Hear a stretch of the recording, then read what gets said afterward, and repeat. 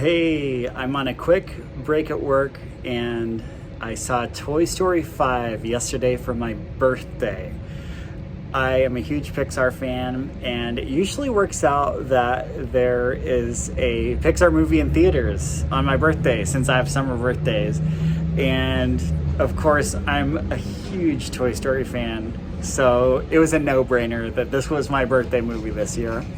And like everyone, I had high expectations for it. Every time they come out with another Toy Story, I think, okay, how are they going to measure up to the other ones? Are they going to totally ruin it? And I will say I was very happy. So I've been thinking about it a lot since I watched it, and I am embarrassed to say this. I feel a little crazy. But right now, this Toy Story movie, Toy Story 5, might be my favorite of all of them. And I'll tell you a bit about why.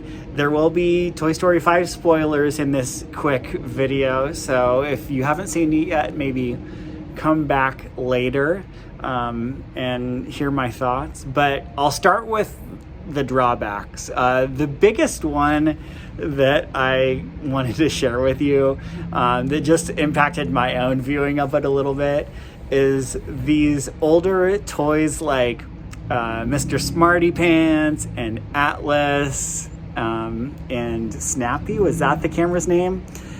They had this technology where they could kind of send text messages and have a GPS and talk to each other.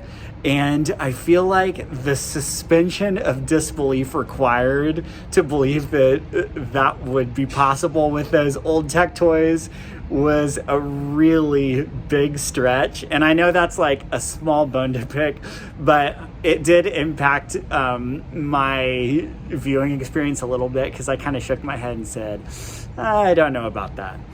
But I do want to go into why this movie especially resonated with me a lot. And I posted a Letterboxd review with some thoughts on there that I'm going to try to remember without having any awkward pauses.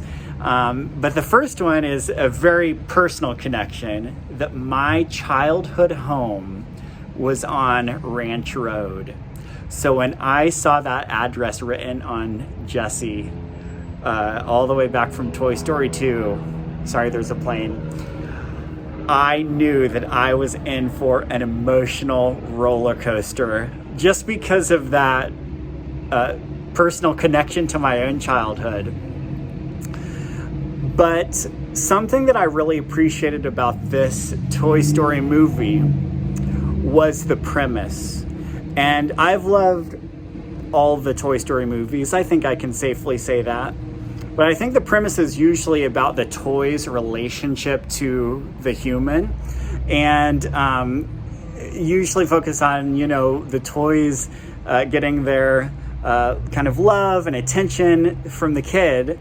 But in this one, the writers kind of switched it up a little bit, and the focus was on the toys wanting to make sure that their kid Bonnie had another human friendship, even if that meant they would potentially not get to be with Bonnie anymore as her toys. And to me, that was a very altruistic, self-sacrificial development that made me think, wow, these toys have matured emotionally and in their own beliefs, as well as in the wear and tear they've had on their, plastic and fabric bodies since the first Toy Story movies came out. And so I really appreciated that angle.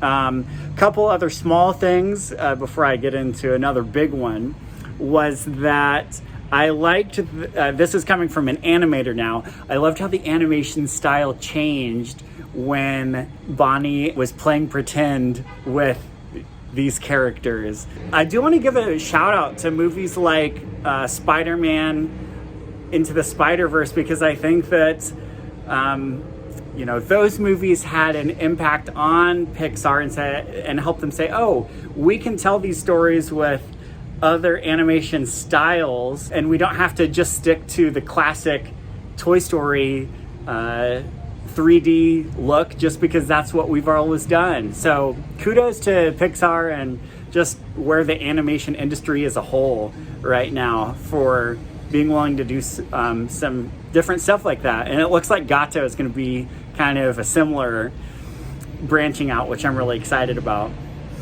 Okay, so this wasn't just a gag and a callback that I loved. It was when there were all the flying Buzz Lightyears. And even before they verbalized it in the dialogue, I thought to myself, Buzz, look, you can finally fly.